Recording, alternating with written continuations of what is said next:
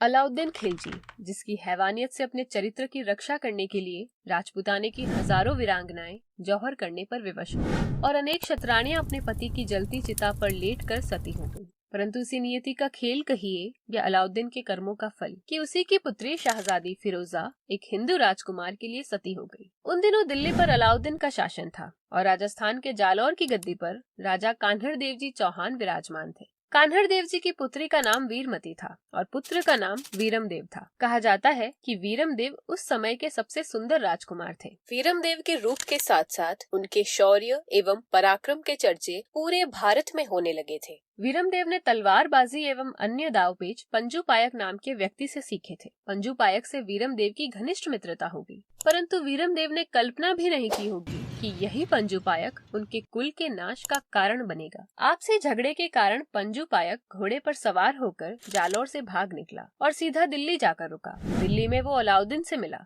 पंजू पायक के शस्त्र ज्ञान को देखकर अलाउद्दीन बड़ा प्रभावित हुआ और शक्तिशाली अलाउद्दीन भी पंजू पायक से दावपेच सीखने लगा। एक दिन अभ्यास करते समय अलाउद्दीन ने पंजू से पूछा कि क्या तुमसे बेहतर तलवारबाजी करने वाला पूरे भारत में कोई नहीं है। पंजू ने उत्तर दिया कि जालौर का राजकुमार वीरमदेव दावपेच में मुझसे भी बढ़कर है। इतना सुनते ही वीरमदेव को दिल्ली बुलाने के लिए अलाउद्दीन ने जालौर संदेशा भिजवाया। संदेशा पढ़ते ही कान्हड़ देव समझ गए कि ये सारी करनी पंजू पायक की है और वीरमदेव को दिल्ली ना भेजना मतलब अलाउद्दीन से दुश्मनी मोल लेना। इसलिए कान्हड़ देव और उनके छोटे भाई राणिक देव 600 घुड़सवारों सहित वीरमदेव के साथ दिल्ली पहुँचे। मेहमान नवाजी के बाद उन्हें दीवाने खास में बुलाया गया। अगले दिन पंजू पायक और वीरमदेव के बीच दाव पेच का मुकाबला हुआ। वीरमदेव को मारने के लिए पंजू ने अपने पैर के अंगूठे के नीचे तेज धार वाला उस्तरा बांध रखा था। पंजू के इरादों को भांपते हुए वीरमदेव ने उस पर ऐसा वार किया कि पंजू पायक उसी समय ढेर हो गया। अलाउद्दीन वीरमदेव से प्रभावित हुआ और कुछ दिन दिल्ली रुकने को कहा। वीरमदेव प्रतिदिन अलाउद्दीन के दरबार में जाने लगे। एक दिन वीरमदेव ने मोची को पैरों की जूती अर्थात मोजड़ी बनाने का आदेश दिया। मोजड़ी के लिए वीरमदेव ने मोची को सोने और चांदी के धागे, मखमली कपड़े के टुकड़े और बहुमूल्य मोती देकर विदा किया। मोची के यहाँ वीरमदेव की सुंदर मोजड़ी पर महल की एक दासी की नजर पड़ी। इतनी सुंदर जूती शायद उसने पहली बार देखी थी। उसने मोजड़ी के बारे में अलाउद्दीन की पुत्री शहजादी फिरोजा को बताया। फिरोजा ने जब वो सुंदर मोजड़ी देखी तो उसने वीरमदेव को देखना चाहा। अगले दिन दरबार में बैठे वीरमदेव को देख शहजादी फिरोजा के मन में उनके प्रति प्रीत जाग गई। फिरोजा को ये विश्वास था कि पिछले 6 जन्मों से वो वीरमदेव की जीवन संगिनी रही है और ये उन दोनों का 7वां जन्म है। फिरोजा ने पिता अलाउद्दीन के सामने वीरमदेव से निकाह करने की इच्छा जताई। वर वरु वीरम दे, नहीं तो रहूं अखंड कुमारी, अर्थात पति के रूप में स्वीकार करूंगी तो सिर्फ और सिर्फ वीरमदेव को, अन्यथा जीवन भर कुंवारी रहूंगी। यही फिरोजा का प्रण था। अलाउद्दीन ने वीरमदेव के पिता कान्हड़ देव जी को दीवाने खास में बुलाया और वीरमदेव का निकाह फिरोजा से करवाने को कहा। कान्हड़ देव जी को इसी बात का डर था। उन्होंने अलाउद्दीन से कहा कि वे वीरमदेव से उनकी इच्छा पूछकर बताएंगे। अलाउद्दीन ने उन्हें वीरमदेव के साथ दीवाने खास में आने को कहा। अपने डेरे पर पहुंचकर कान्हड़ देव जी ने सारी बात वीरमदेव और अपने छोटे भाई राणिक देव को बताई। वीरमदेव समझ गए कि अगर उन्होंने ब्याह के लिए मना किया तो उन्हें यहीं मार दिया जाएगा। अगली सुबह कुंवर वीरमदेव अपने पिता और चाचा के साथ दीवाने खास पहुँचे। अलाउद्दीन ने उनके सामने अपना प्रस्ताव रखा। अलाउद्दीन का अभिवादन करते हुए वीरमदेव ने शहजादी फिरोजा से विवाह करने के लिए हाँ कर दी, परंतु उनकी एक शर्त थी और शर्त ये थी कि ब्याह हिंदू रीति रिवाज के अनुसार किया जाएगा। अलाउद्दीन ने वीरमदेव से उनके रीत रिवाज के बारे में पूछा। तब वीरमदेव ने कहा कि हिंदू धर्म के अनुसार ब्याह पक्का होते ही वर को पाट बैठाया जाता है और 2-3 वर्ष तक प्रियजनों का निमंत्रण स्वीकार कर उनके यहाँ भोजन आदि के लिए जाया जाता है। उसके पश्चात बारात सजाकर वधु पक्ष के यहाँ पहुंचकर तोरण मारकर चवरी में ब्याह संपन्न होता है, परंतु जालौर जाकर वहाँ से बारात लेकर बादशाह के घर आए। इतना खर्चा करने के लिए हमारे पास पर्याप्त धन नहीं है, इसलिए मुझे ये ब्याह अस्वीकार करना होगा। वीरमदेव के इतना कहते ही अलाउद्दीन ने उन्हें 12 लाख रुपए दिए और ब्याह का मुहूर्त 3 वर्ष बाद का निकाला गया। इस प्रकार वीरमदेव अपने पिता कान्हड़ देव और चाचा राणिक देव के साथ जालौर वापस लौटने की तैयारियों में जुट गए, परंतु शहजादी को उन पर संदेह हुआ, इसलिए उसके कहने पर अलाउद्दीन ने राणिक देव और उनके कुछ सेवकों को वहीं रोक लिया। वीरमदेव अपने पिता कान्हड़ देव के साथ जालौर पहुँचे। उन्होंने राजपुताने के अन्य ठिकानों के राजा महाराजाओं को संदेशा भेजा। अलाउद्दीन से संघर्ष करने के पूरे आसार थे। जालौर दुर्ग की नींव डाली गई। दुर्ग निर्माण का कार्य तेजी से होने लगा। दुर्ग के भंडारघर में अनाज इकट्ठा किया गया। वहीं दूसरी तरफ अलाउद्दीन जब भी वीरमदेव के बारे में राणिक देव से पूछते तो वे 2-3 माह का समय दे देते। ऐसा कई वर्ष तक चला। अलाउद्दीन के सब्र का बांध टूटने लगा। उसने राणिक देव को चेतावनी दी। तब राणिक देव ने वीरमदेव के लापता होने की बात कही, परंतु अलाउद्दीन ने अपने गुप्तचरों के माध्यम से वीरमदेव का पता लगवा लिया। अलाउद्दीन झल्लाते हुए राणिक देव के डेरे पर पहुंचा, पर तब तक राणिक देव अपने साथियों सहित वहां से फरार हो चुके थे। दिल्ली से भागे राणिक देव ने सीधा जालौर पहुंचकर ही चैन की सांस ली, परंतु ये शांति केवल क्षण भर की थी। राणिक देव ने सबको आगाह किया, अब युद्ध तय था। कान्हड़ देव ने अपने सैनिकों को 12 वर्ष का वेतन चुका दिया और गढ़ की सुरक्षा की जिम्मेदारी सौंपी। वहीं दूसरी तरफ अलाउद्दीन 1 लाख घुड़सवारों की सेना और फिरोजा को लेकर पहुंच गया। जालौर से 2 कोस पहले उसने अपना डेरा लगाया और फिर मोर्चा लगाना आरंभ किया। अलाउद्दीन के पास अनगिनत तोपें थी।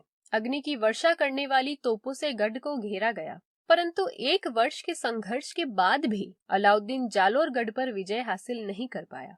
इसलिए उसने दूसरा रास्ता अपनाया।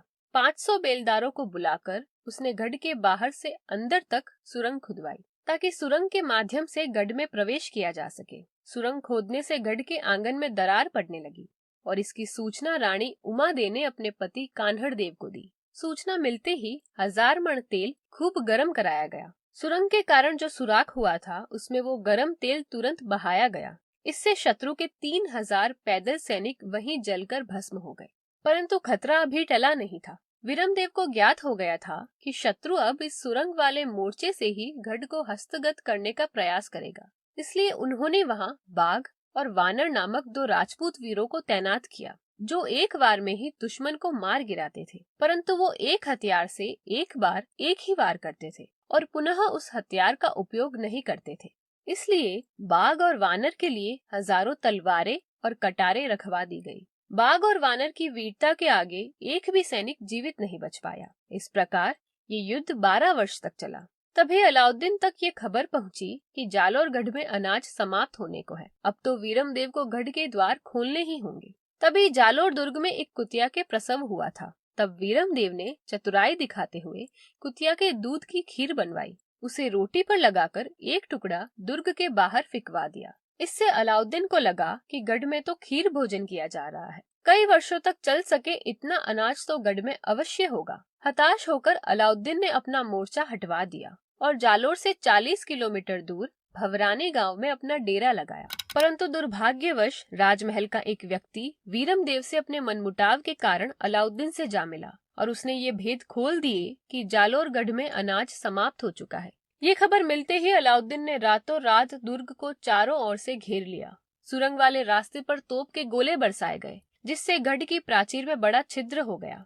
अलाउद्दीन के सैनिक एक के बाद एक सुरंग से गढ़ के अंदर घुसने लगे, पर वहां तैनात बाघ और वानर ने एक एक कर 4000 पैदल शत्रुओं के ढेर लगा दिए। बाघ और वानर के हथियार समाप्त हो गए तो उन्होंने अपने हाथ चट्टान पर दे मारे, जिससे उनके हाथों की कलाई टूटकर नीचे गिर गई और हाथ की तीक्ष्ण हड्डी बची रही, तो वे उसी से वार करने लगे। इस प्रकार उन्होंने केवल अपने हाथों के प्रहार से अनेक शत्रुओं को मार गिराया, परंतु अनहोनी को कोई टाल न सका।